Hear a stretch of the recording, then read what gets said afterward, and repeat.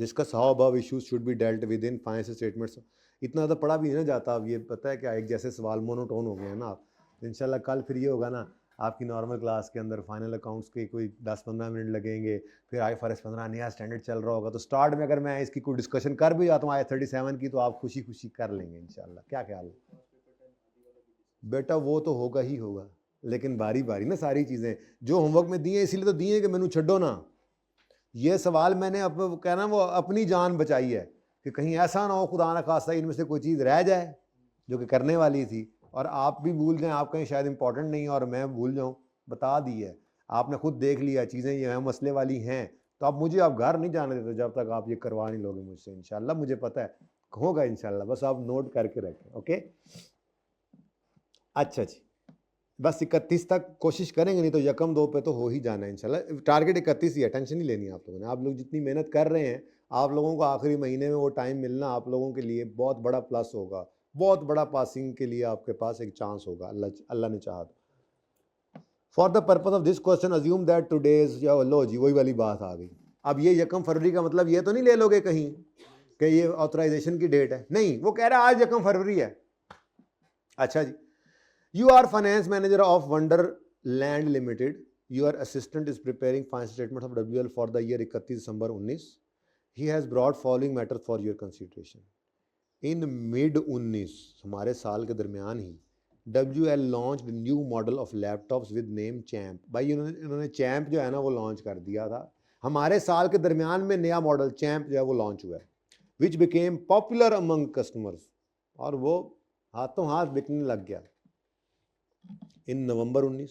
लेकिन नजर लग गई, WL started receiving complaints about incidents of electric current लग रहा है और एक्सेसिव हीटिंग। कहते हैं जी जो लैपटॉप है वो लैप्स को गर्म कर देता है और उसको करंट, उससे करंट भी लग रहा है लैपटॉप से। Some of these incidents resulted in serious injuries to customer. ओए बंदे शदीद जख्मी भी हो गए। Several customer filed claim for damages with WL for injuries. ये साढ़े गोडे सड़ गए ने, हमें तो क्लेम कर रहे हैं डैमेजेस, हमें तो डैमेजेस दें। The matter was highly publicized. ओए होए होए, बदनामी भी बड़ी होगी यार। कहानी समझ आई है? ईयर एंड 31 दिसंबर 19 है, 19 के मिड ऑफ 19 यानी जून जुलाई में लेट से हमने चैंप लॉन्च किया और हाथों हाथ बिकना शुरू हो गया। लेकिन नवंबर में ही ना शिकायत मौसूल होने लग गई कि एक तो ये करंट मारता है और दूसरा गर्म बहुत हो जाता है। ऑन 1 दिसंबर 19 जब ये मामला शुरू हुए ना, नवंबर में शिकायतें आने लग गई। अब उन्होंने क्या किया, 1 दिसंबर को WL suspended sale of champ, उन्होंने चैम्प की सेल रोक दी। अब क्लेम्स भी आ चुके हैं। मसला क्या है, जून जुलाई में लॉन्च किया था और नवंबर के महीने में भी सेल होता रहा होगा ना, नवंबर तक सेल होता रहा और दिसंबर के 1 को इन्होंने स्टॉप किया है, तो जो सेल हो गए वो तो नुकसान पहुंचा चुके ना, उसकी वजह से तो ये केस आ रहा है जो लोगों ने डैमेजेस क्लेम किए हैं। आगे कहता है 1 दिसंबर को इन्होंने रोक दी, बस मजीद और नहीं सेल। चेक करो यार मसला क्या है यार, अच्छा भला हमारा लैपटॉप था, हुआ क्या है यार, चेक करो, रोक दी उन्होंने cell. conducted an inquiry which led to conclusion that अच्छा these incidents were happening because of, और लैपटॉप का तो मसला ही नहीं निकला, असल मसला तो है था चार्जर का।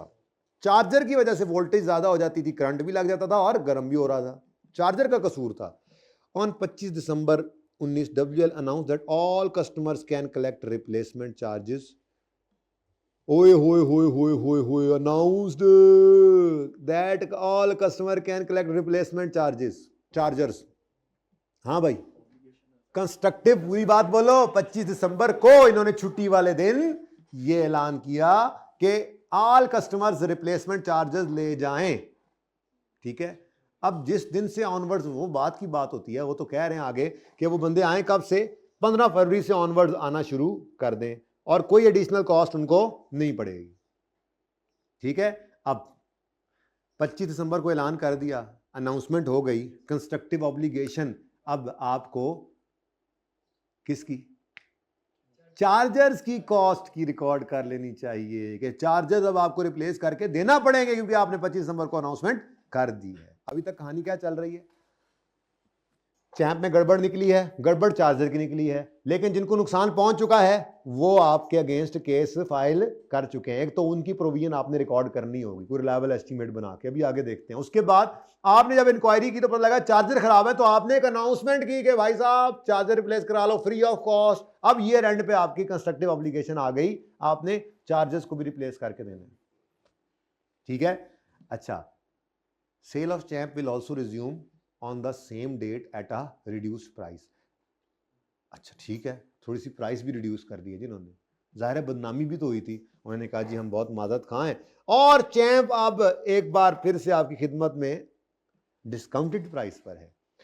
Further it has been internally decided, further it has been internally decided, वाह सुभान अल्लाह, further it has been internally decided. क्या इंटरनली डिसाइड किया जी इन्होंने, क्या क्या क्या क्या, that a free USB shall be given to customer coming for collecting replacement charges as a, customer जो आएगा फ्री चार्जर लेने, हम उसको कहेंगे हमारी तरफ से, WL की तरफ से ये यूएसबी भी आप फ्री रखें अपने पास। अब इसकी भी प्रोविजन बनती है, रिकॉर्ड कर लेनी चाहिए। क्या ख्याल है, क्यों यार हमने डिसाइड कर लिया है, ओ इंटरनली डिसाइड, यहां पे वो वाला पॉइंट आएगा, ठीक है, कि कोई कंस्ट्रक्टिव ऑब्लिगेशन नहीं अराइज करती क्योंकि कोई फॉर्मल कम्युनिकेशन नहीं हुई है, ठीक है। Decisions are not obligation unless communicated, ठीक है। तो इसकी प्रोविजन बनाने की कोई जरूरत नहीं है, ओके। वैसे ही 15 जनवरी पर आना शुरू करेंगे लोग, अगर देने लग गए तो उस वक्त देखेंगे। फिलहाल तो ऐसी कोई बात आपने इंटरनली दिल में सोचा हुआ है तो बस ठीक है, आप उसकी दिल में सोचे कि प्रोविजन नहीं रिकॉर्ड करेंगे। लीगल ऑब्लिगेशन वैसे नहीं है, यूएसबी देने का किसी कहा नहीं, कोर्ट ने कहा यूएसबी दें, नहीं। कंस्ट्रक्टिव भी नहीं क्योंकि आपने ऐलान नहीं किया। चार्जर की क्यों आपकी लायबिलिटी बन रही है, क्योंकि आपने अनाउंस कर दिया है। अच्छा, the matter was raised with, अच्छा तभी तो मैं कहूं हम और गलत चार्जर बनाए। असल में हम लैपटॉप खुद बना रहे थे, चार्जर हम चाइना से इंपोर्ट करा रहे थे। The matter was raised with the supplier of charger that is battery limited. Battery limited को हमने कहा तुम्हारे चार्जर की वजह से हमारा नाम भी बदनाम हुआ है और वो चार्जर खराब निकले हैं। और 20 जनवरी 20 को ये रहने के बाद ना BL admitted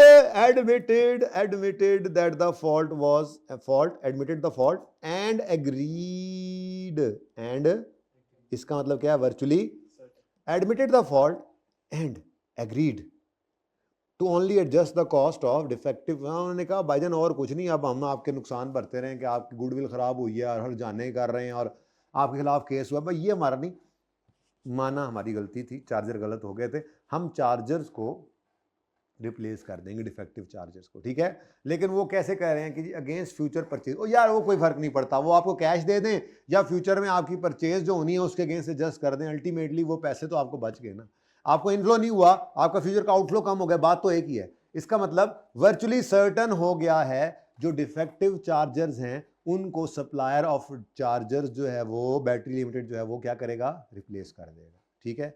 अब एक तरफ हमारी बनती नजर आई है प्रोविजन, जाग रहे हैं ना सारे, बस ये आखिरी सवाल है, एंड हो गया। पार्ट 2 भी इंशाल्लाह कल करेंगे, रिलैक्स हो जाओ। वैसे पार्ट 2 हो जाएगा लेकिन चलें कोई नहीं, फिलहाल ये तो कर लें। एक आपके खिलाफ केस हो चुका हुआ है, जख्मियों ने कर दिया है। दूसरा, आपने ऐलान करके अपने गले डिफेक्टिव चार्जर्स डाल दिए। अब डिफेक्टिव चार्जर्स वाली प्रोविजन के अगेंस्ट, हाँ केस वाली प्रोविजन के अगेंस्ट नहीं, सप्लायर की रिइंबर्समेंट है, डिफेक्टिव चार्जर्स की प्रोविजन के अगेंस्ट जो आपने एक्सपेंस डेबिट प्रोविजन क्रेडिट करना है कंस्ट्रक्टिव ऑब्लिगेशन की वजह से, उसके अगेंस्ट आपने ये वर्चुअली सर्टेन एसेट रिकॉर्ड कर लेना है। Okay done. आगे कहता है in respect of this matter your assistant has provide. अच्छा अब कहानी अब आई है सामने, फिगर्स अब आ रही हैं, हम भी कहें सारी कहानी चल रही है, फिगर्स नहीं नजर आ रही। इन respect of this matter your assistant has proposed a provision of, अच्छा उसने अपनी तरफ से एक प्रोविजन भी बना दी है, पता नहीं अब कैसी बनाई है। In financial statement for the year 31 December having following breakup, उसने भाईजान ये प्रोविजन बना दी। अब देखते हैं इसमें क्या होना चाहिए और क्या नहीं। सबसे पहली चीज तो cost of replacement charges to be acquired for, हाँ जिनके पास चार्जर चले गए थे, जो होलसेलर्स रिटेलर्स के पास लैपटॉप पड़ा उनके साथ भी चार्जर खराब वाले थे, और जो हमारे स्टॉक के अंदर पड़े हुए हैं उनके साथ भी तो गलत चार्जर लगा हुआ है। वो गलत चार्जर है ना, वो गलत चार्जर चला गया बिक कर भी साथ। हम जो होलसेलर के थ्रू बेचते हैं उनके पास जो चार्जर डिब्बे में गए हुए हैं वो भी खराब हैं, और जो हमारे स्टॉक में चैम्प पड़ा है उसके साथ जो चार्जर हमने रखे हैं वो भी खराब है। तो इसका मतलब जितनी कॉस्ट ये आपको नजर आ रही है, ये क्या है, जो आपके पास बिक चुके हैं, कस्टमर के पास पहुंच गए हैं या रिटेलर के पास पहुंच गए हैं या आपके अपने स्टॉक में पड़े हैं, ये सारे के सारे चैम्प्स के साथ चार्जर खराब है। अब मेरा अगला सवाल, इनमें से कौन से वाले चार्जर्स की रिप्लेसमेंट का आप प्रोविजन या एक्सपेंस बुक कर सकते हैं? मेरे ख्याल में इनका आपको कर लेना चाहिए बुक। जो क्लोजिंग स्टॉक के अंदर पड़ा है इसको आप एनआरवी की कैलकुलेशन में तो ज़रूर इस्तेमाल कर लें, लेकिन इनको आप प्रोविजन में यूज़ नहीं कर सकते। तो इसको मैं यूं पकड़ लेता हूं, कितना बनता है एक्सपेंस डेबिट प्रोविजन क्रेडिट, कितना 9.1। ठीक है जी। अच्छा, इस बाकी का 4.9 का क्या करें? इस बाकी के 4.9 को ना आप यूं लिख देंगे, बाकी के 4.9 के बारे में आप यूं लिख दें कि जी देखें ना, आपके पास स्टॉक में कॉस्ट पड़ी होगी, बोलो कॉस्ट लेट से इतनी है, ये इतनी है, ठीक है। एनआरवी जो होती है, एनआरवी क्या होती है, एनआरवी कैसे निकलती है? मैं यूं करके लिखता हूं जी, कॉस्ट इतनी है, एनआरवी मैं निकालने लगा हूं, एनआरवी होती है एस्टिमेटेड सेलिंग प्राइस, पता नहीं कितनी है सेलिंग प्राइस, ठीक है। लेकिन उसमें से जब हमने लेस करना है कॉस्ट टू कंप्लीट कह लें, तो ये कॉस्ट टू कंप्लीट की तरह से ही है ना, कॉस्ट टू कंप्लीट, यानी कि हमारे पास जो चार्जर पड़े हैं वो 4.9 की कॉस्ट के ऊपर जो जाकर अब सही होंगे, ठीक है। तो उसके बाद जो आपकी फिगर आएगी वो आपकी क्या होगी, एनआरवी, वो क्या होगी आपकी, अब बोलो समझ आती है?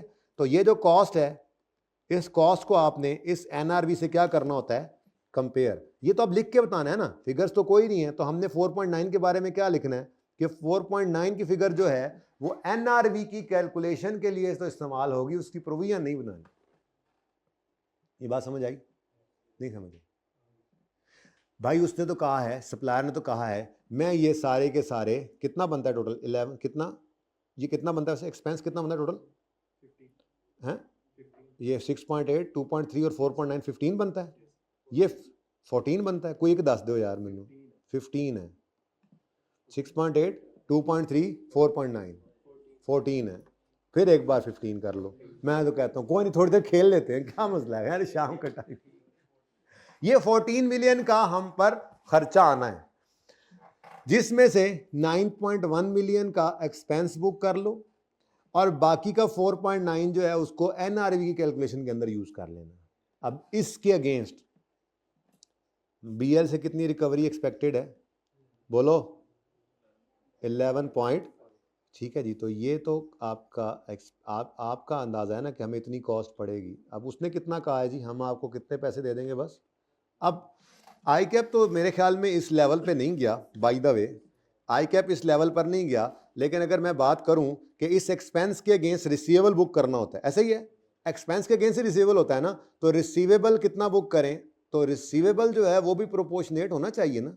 क्या ख्याल है? अगर आप कहते हैं कि जी आपको टोटल रिसीवेबल आना है 11.5, तो अगर आपने 9.1 का रेवेन्यू बुक किया, ये प्रोविजन बुक की है टोटल 15 में से, तो रिसीवेबल भी कितना बुक करो फिर, 14, वही 15 और गले पे आ गया मेरे 7.5। ये बात समझ आती है? ये मैंने क्या कहा है, मैंने कहा है जी आपने 6.8 प्लस 2.3 ये प्रोविजन बुक की है, ऐसे ही है। टोटल कितना बनता था खर्चा 14, उसमें से आपने प्रोविजन कितनी बुक की 9.1, तो अगर 9.1 14 में से प्रोविजन बुक की है तो टोटल 11.5 की भी इतनी परसेंटेज ही रिसीवेबल बुक करो ना। आई कैप इस लेवल तक गया नहीं है, बाय द वे रिसीवेबल 7.5 की बात भी आप कर सकते हैं। अभी मैं सोल्यूशन पढ़ाता हूं, अभी तो सिर्फ बताता जा रहा हूं, ठीक है। तो ये रिसीवेबल की एंट्री हो गई, ये सबसे टफ सवाल था मेरे हिसाब से, सबसे टफ। नेक्स्ट, हाँ जी, कॉस्ट ऑफ यूएसबी का क्या करें? और भाई ये बात कहानी समझ आई? आप इसके बारे में क्या लिखोगे कि there is a present obligation due to past event, which in this case is sale of champs with defective chargers. Therefore a provision of 9.1 shall be recorded in financial statement for the year 30 जून 2017. ठीक है. However, the 4.9 million of cost of replacement charger may be used in NRV calculation. ठीक है जी, इसके बारे में आपने इस तरह से लिखना है. और उसके बाद ये रिकवरी की बात कर दें कि the receivable is agreed, वो वाली बात लिखनी है ना. ठीक है, कि the claim for defective charges is agreed to be adjusted against cost of future purchase. Therefore a receivable shall be recorded up to the extent of 7.5. आगे आप ये शो कर दें. आई के अपने आई थिंक ये बात नहीं की थी, देख लेते हैं हम. ठीक है, यहाँ तक को मसला, ये सारी बातें लिखी गई. अब आती है बारी यूएसबी की. Cost of USB to be given. आपने कहना है कि there is no constructive obligation as there is no formal announcement of delivery of USB. Therefore no provision of 5.8 shall be recorded. ठीक है जी. जी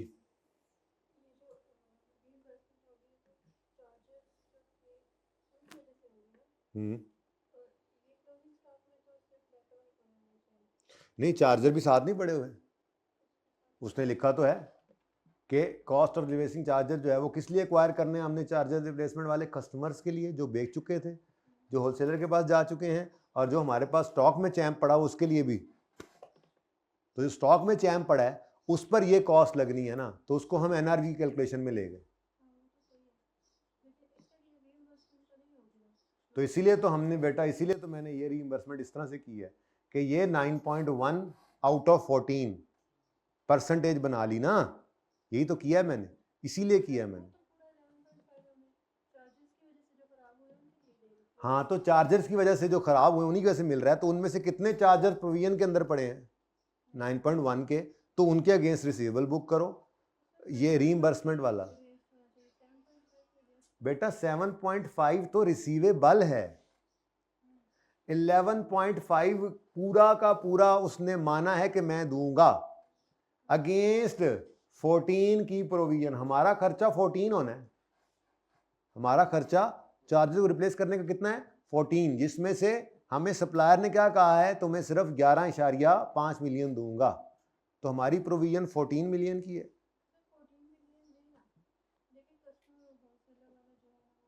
बेटा मैं इसका टोटल किया है, ये इन तीनों का ना टोटल है. ये ऐसे ये है 14. बेटा उसने तो कहा है कि 11.5 मिलियन रिकवरी हो जाएगी. ये सवाल में बताया हुआ उसने. रिकवरी कितनी होनी है टोटल 11.5. टोटल हमारी कॉस्ट कितनी पड़नी है रिप्लेसमेंट चार्जेस की 14. अब अगर सारा 14 कोई स्टॉक में ना पड़ा, तो सारा 14 की प्रोविजन क्रिएट की होती तो सारा 11.5 मेरा रिसीवेबल होता. लेकिन मैंने कहा इस 14 में से मैंने सिर्फ इस हिस्से की 9.1 की प्रोविजन बुक की है, तो इस 11.5 जो कि 14 के बदले में मिल रहा है रीइंबर्समेंट, उसमें से भी मैं सिर्फ इतना ही 9.1 डिवाइड बाय 14 करके ही रिसीवेबल बुक करूं. बाकी मतलब रीइंबर्समेंट वाला रिसीवेबल बुक करूं, बाकी भी इंशाल्लाह आ जाएंगे, आएंगे वो भी ले लेंगे हम. ओके, कोई नहीं, घर जाके तसल्ली से देखिएगा. मैं इसको जरा, ये तो आसान है लेकिन इसको चलो इसको भी कर ही लेते हैं. ये 25.9 क्या है जी? Expected litigation costs and settlement in respect of claim for damages. Litigation cost वकील ने जो पैसे जैसे लेने हैं, और सेटलमेंट्स जो पैसे आगे सेटल करने के लिए देने पड़ने हैं, वो including 5.4 million for claims made in January and 10 million for claims expected to be received in future. हाँ ठीक है, हमारा एस्टीमेट, हमारा रिलायबल एस्टीमेट क्या बन रहा है 10 मिलियन ये वाला भी, 5.4 ये वाला भी, और कोई लिटिगेशन की कॉस्ट भी है. तो ये सारे के सारे ही लेने, अभी पढ़ा के आ रहा हूं आपको. हमारा जी 10 भी लेना है, फ्यूचर के अंदर आने. आज अंदाजा है ना कि आपने जो सेल कर ली है उसके अगेंस्ट कुछ क्लेम्स आ गए हैं, कुछ क्लेम्स जो जनवरी में आ चुके हैं और कुछ आ सकते हैं. भाई आ सकते हैं तो आपके रिलायबल एस्टीमेट में ये 10 भी आने चाहिए. ये सारे का सारा 25 ही आना चाहिए यार. कुछ इसके अंदर उसने क्या कहा है, इसके अंदर क्या पड़ा है, एक्सपेक्टेड लिटिगेशन कॉस्ट पड़ी है और सेटलमेंट पड़ी है. तो बस ठीक है, ये सारे का सारा 25 क्या है, इसकी प्रोविजन आपने रिकॉर्ड करनी. एक्सपेंस डेबिट प्रोविजन, इसकी एंट्री कर रहा हूं, इधर देखो, एक्सपेंस डेबिट प्रोविजन क्रेडिट. ठीक है, पूरा 25 यार, 9 डन. ओ लो जी, WL की शेयर प्राइस दिसंबर के अंदर ही गिर गई. शेयर प्राइस दिसंबर में गिर गई. क्या करें, एडजस्टिंग, नॉन एडजस्टिंग। हमारे शेयर हमारी किताबों में पड़े होते हैं, हमारी किताबों में तो वो इशू होकर कॉस्ट के ऊपर नजर आया, तो उनकी मार्केट प्राइस की रिफ्लेक्शन हमारी किताबों में नहीं होती। उसकी मार्केट प्राइस की रिफ्लेक्शन तो उनकी किताबों में होगी जिन्होंने खरीदे हुए हैं, और ये हमारी किताबों में इसकी मार्केट प्राइस नहीं रिफ्लेक्ट होती भाई। जिन्होंने खरीदे हैं उनको मसला होगा, उनकी IFRS 9 वाली इन्वेस्टमेंट इन शेयर्स होगी जो प्लस माइनस हुई है। इन्वेस्टमेंट इन शेयर्स तो है ही नहीं ये, वो जो हमने पढ़ा है IAS 10 के अंदर वो इन्वेस्टमेंट इन शेयर्स था, किसी के शेयर खरीदे हुए हैं और ईयर एंड पर उसकी प्राइस में कमी बेशी आ जाए तो एडजस्टिंग नॉन एडजस्टिंग। ये तो हमारे शेयर हैं जो हमने इश्यू किए हुए हैं, जिनके पास पड़े हैं वो लगाएं IAS 10 या जो मर्जी लगाएं हमारी बुला से, तो इसको कुछ नहीं करना। लो जी, marketing cost to be incurred in 20, यार ना करें इनकर, कहता है अगर नेगेटिव पब्लिसिटी जो है उसको हमने सही करना है, तो हमने 20 में सोचा है कि मार्केटिंग कॉस्ट इनकर करेंगे। फ्यूचर कॉस्ट है, अवॉइड कर सकते हैं आप, कोई जरूरत नहीं है प्रोविजन बनाने की। Decrease in gross profit of 2020 due to reduce, भाई ना जाओ 20 में ना करो प्रोडक्शन, तो ये भी क्या है, फ्यूचर ऑपरेटिंग लॉस, इसको भी लेने की जरूरत नहीं है। ठीक है, तो पास पेपर 1 का सोल्यूशन देखते हैं। आई कैप ने क्या लिखा, हमने क्या सोचा, ये सुभान अल्लाह, very beautiful. A provision would be recorded in 2019 for cost of replacing charges to customers wholesaler due to constructive obligation of announcement. Cost of replacing charge in our stock would be considered while अच्छा उन्होंने figures नहीं लिखी, चलो हमने figures भी लिख दी थी साथ, ठीक है। तो cost of replacement charges in our stock would be considered while calculating NRV loss, while WL will compare cost of closing stock of CHAMP with NRV. Reimbursement from BL would be recorded in 19 because it is virtually certain that BL would reimburse the amount by adjusting cost. उन्होंने नहीं लिखा, वो वाली बात मैंने कही है, लेकिन आप लिखें तो ज़्यादा बेहतर है। ठीक है, next, there is no legal constructive, USB के लिए कह रहा है कोई लीगल कंस्ट्रक्टिव ऑब्लिगेशन नहीं है, इसलिए कोई कुछ भी करने की जरूरत नहीं। 25.9 should be made in 19 for expected litigation, ये कर लो रिकॉर्ड, क्योंकि ये कॉस्ट है in respect of all claims because at reporting date there is a present obligation in respect of past event, जो कि सेल ऑफ डिफेक्टिव लैपटॉप्स है। आपको अंदाजा है कि फ्यूचर में और भी आ सकते हैं, तो आप सेल तो कर चुके हैं, पास्ट इवेंट एग्जिस्ट करता है, जब मर्जी आ जाए। तो आज खड़े होकर रिलायबल एस्टिमेट लगाना है कि अगले 2 साल में भी इतने बंदे आ सकते हैं, तो आज खड़े होकर उसकी प्रोविजन आज ही बुक करें। ठीक है, the filing of claim in 20 would be considered as adjusting event. The loss would not be recorded in WL as market value of company's share is not reflected in books of accounts. हमारी किताबों में नहीं पड़ी होती इसकी market value, ठीक है, face value में पड़े होते हैं हमारे पास, ये तो उनकी किताबों में जिन्होंने इन्वेस्टमेंट की हुई। Marketing cost to be incurred would not be recorded in 19 as there is no obligation to incur marketing cost in 31 December, ना करना 20 में, आज क्यों रिकॉर्ड करते हो। और no entry needs to be made for decrease in gross profit for 20 due to reduction in selling price. However, the effect of decrease in selling price should be, oh यार ये मैं भूल गया ना, ये मैं भूल गया, वो क्या कह रहा है, वैसे तो इसके अलावा वो कहते होते थे ना कि अगर आपने फ्यूचर ऑपरेटिंग लॉसेज हैं तो उनको रिकॉर्ड नहीं करना, लेकिन अगर ऐसी गड़बड़ नजर आ रही है तो इंपेयरमेंट टेस्ट से गुजार लो। हमारे पास तो इन्वेंट्री पड़ी है ना, ये इंपेयरमेंट ही होती है एक तरह की, उसकी NRV टेस्ट से गुजारना है आपने अपने स्टॉक को। ठीक है जी, अच्छा जी, चलें अब मेरे ख्याल में बस करते हैं, काफ़ी हो गई। वैसे ये बड़े मज़े का पॉइंट था, लेकिन कहें तो 2 मिनट में करा दूं। ये भी बिल्कुल वैसा ही है, 1 मिनट लगना है यार, मैं तो कहता हूं कर डालो। देखो भाई, आपका 31 दिसंबर है, ईयर एंड 31 दिसंबर 2019 है ना, और आज क्या है जी, 1 फरवरी, और पता नहीं ईयर एंड पता नहीं कब होना है, 31 मार्च पे। अब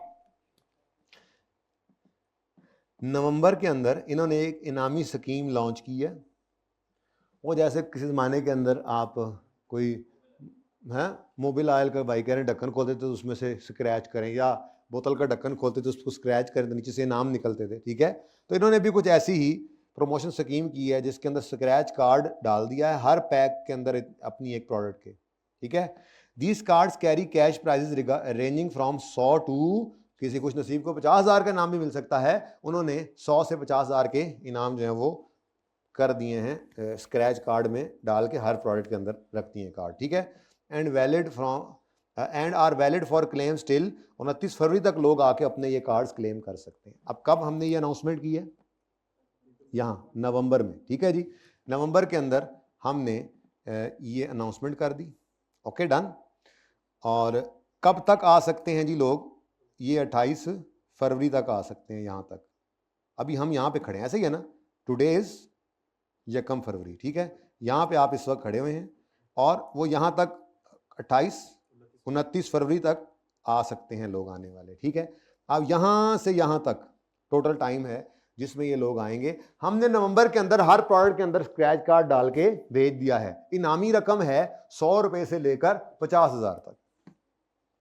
WL has decided to include total prizes of 25 million. अब इसका तरीका पता है क्या होता है? सॉफ्टवेयर होता है, मिसाल के तौर पे अपने अकाउंटेंट को कहा यार 25 मिलियन है, ठीक है जी, ये टोटल है, तो ऐसे करो, एक सिस्टम के अंदर जो है वो, या एक्सेल शीट के अंदर जैसे होता है ना, आप डालो रैंडमली जो है वो हर कार्ड के अंदर डिफरेंट प्राइजेस आते जाएं, किसी में 100, किसी में 500, किसी में 50,000, और इस तरह करते करते ये पता नहीं कितने हंड्रेड्स एंड थाउजेंड्स ऑफ, ठीक है, कोई 300 वाला है, तो ये चलते चलते जो है ये 25 मिलियन टोटल अमाउंट बन गई।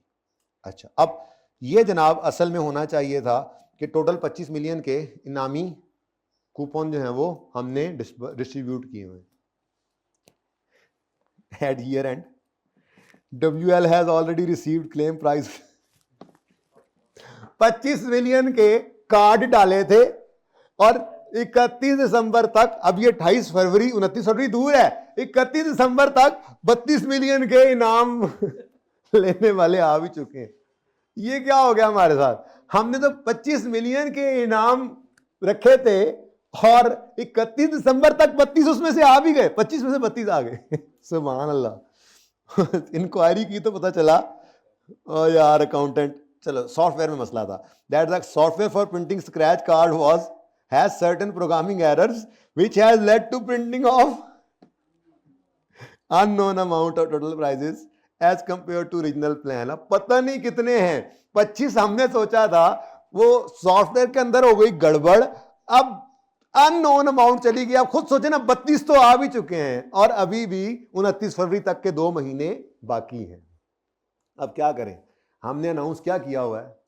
स्क्रैच करें कार्ड और पाएं ढेरों इनामात, कैश इनामात 100 से 50,000 तक।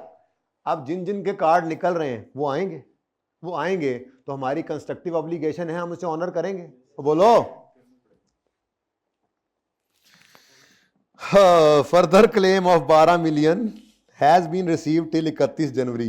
लो जी माशाल्लाह, ये जी चेक करना। यहां तक कितने आ चुके थे? 32, और 31 जनवरी तक कितने आ चुके हैं? मजीद 12। अब अभी भी 1 महीना तो बाकी है।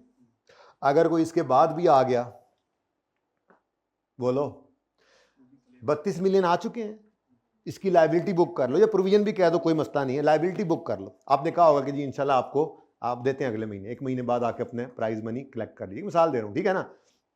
इसकी प्रोविजन लायबिलिटी बुक कर लो, एक्सपेंस डेबिट या कैश क्रेडिट कर दो, इवन कह दो कि पे कर दो, एक्सपेंस तो बुक हो गया ना, ये तो आ गए। ये भी अनाउंसमेंट यहां हुई पड़ी है, एडजस्टिंग इवेंट है, इसको भी रिकॉर्ड कर लो, इसकी प्रोविजन आज रिकॉर्ड कर लो। लेकिन ये जो 1 महीना पड़ा है, क्या इसमें भी लोग आ सकते हैं?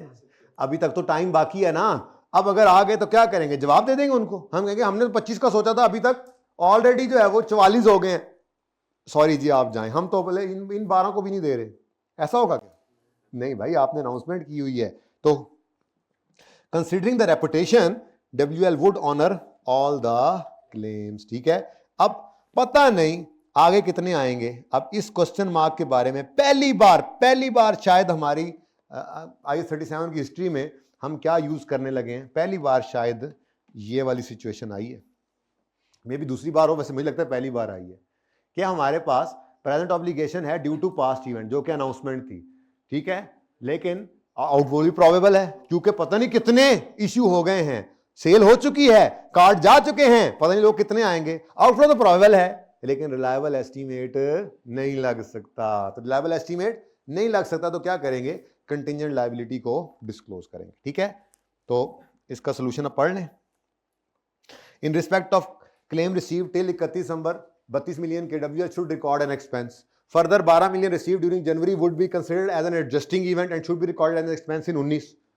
In respect of remaining claim which has not yet been received, WL has present obligation to honor the claim for prices as a result of past event, जो कि sale of product है with scratch cards, ठीक है। It is probable that outflow of nominal would be required. However, card of a higher amount were printed and issued as compared to original plan, but amount could not be determined due to absence of human intervention in printing the card, it should be disclosed as a contingent liability along with description that the amount cannot be measured reliably. Allah Hafiz.